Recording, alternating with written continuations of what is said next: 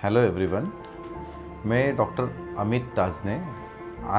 आज हम डिस्कस करेंगे कि महिलाओं में किन कारणों की वजह से बच्चा रुकने में दिक्कत आती है और उसके उपाय क्या हैं। उसके उपाय लैप्रोस्कोपी और हिस्टोस्कोपी किस किस महिलाओं में ज़रूरी होता है।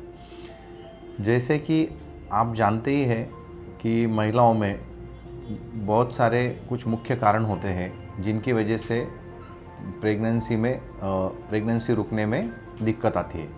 जैसे कि गर्भाशय में गांठ होना, जिसे हम फाइब्रॉइड बोलते हैं, एडेनोमायोसिस बोलते हैं, या एंडोमेट्रियोसिस भी हो सकता है, ट्यूबल ब्लॉक हो सकते हैं, अंडाशय में गांठ हो सकता है, ओवेरियन जिसे हम ओवेरियन सिस्ट बोलते हैं, और हाइड्रोसाल्फिंग्स भी हो सकते हैं कि जैसे गर्भाशय की नली में पानी भर जाता है।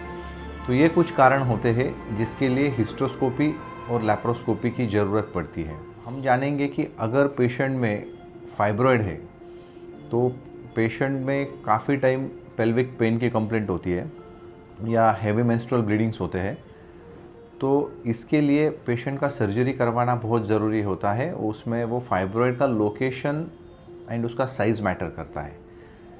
अगर बड़ा साइज़ का है और आपका एंडोमेट्रियम इंडेंट कर रहा है, मतलब गर्भ की थैली का जो अस्तर होता है उसको वो प्रेस कर रहा है, तो ऐसे फाइब्रॉइड्स निकालना बहुत ज़रूरी होता है। अगर ये फाइब्रॉइड ऊपर की तरफ है तो हम वो लैप्रोस्कोपी से निकालते हैं।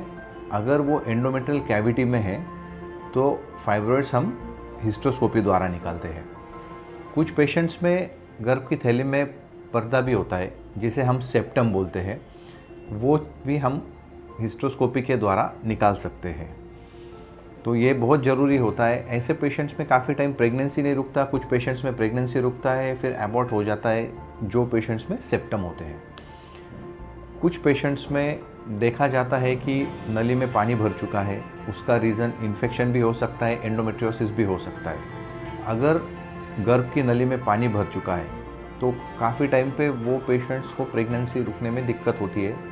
अगर नली थोड़ा ख़राब है तो एक्टोपिक प्रेगनेंसी रहने के चांसेस ज़्यादा होते हैं। तो ऐसे पेशेंट्स में लैप्रोस्कोपी द्वारा दोनों गर्भ की नलियाँ, ट्यूबल क्लिपिंग हम जिसे बोलते हैं, दोनों सेपरेट कर सकते हैं या दोनों नली निकाल सकते हैं, डिपेंड्स ऑन कंडीशन। जो पेशेंट्स में ओवेरियन सिस्ट होता है, जो पेशेंट में अंडाशय में गांठ बनता है, तो वो गांठ भी काफ़ी प्रकार का होता है। कुछ पेशेंट्स में एंडोमेट्रियोसिस का भी गांठ हो सकता है, कुछ पेशेंट्स में सिंपल ओवेरियन सिस्ट भी रह सकता है, कुछ पेशेंट्स में सिस्टेडिनोमा भी हो सकता है, कुछ पेशेंट्स में डर्मोइड भी हो सकता है।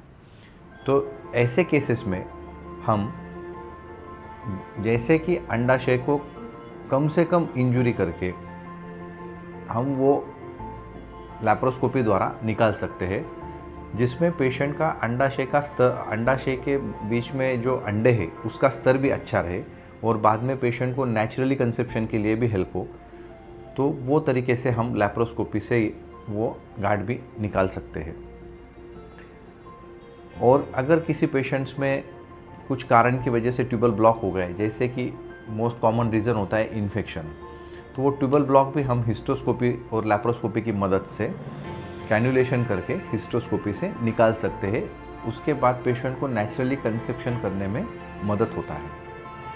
तो ऐसे कुछ चीज़ें हैं जिसके बारे में मैं आपसे डिस्कस करना चाहता था कि ये तरीके की सर्जरीज हम करते हैं।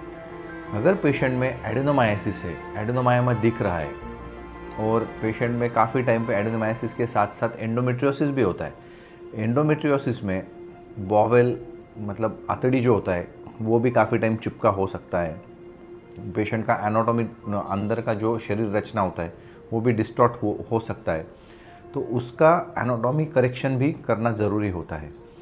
तो ये सब चीज़ों के लिए लैप्रोस्कोपी बहुत ही हेल्पिंग होता है, और ये करने के बाद पेशेंट को नेचुरली कंसेप्शन हो सकता है, या पेशेंट को IUI से प्रेगनेंसी रुक सकता है, या फिर पेशेंट को अगर ज़रूरत लगा तो IVF के मदद से भी प्रेगनेंसी रुक सकता है।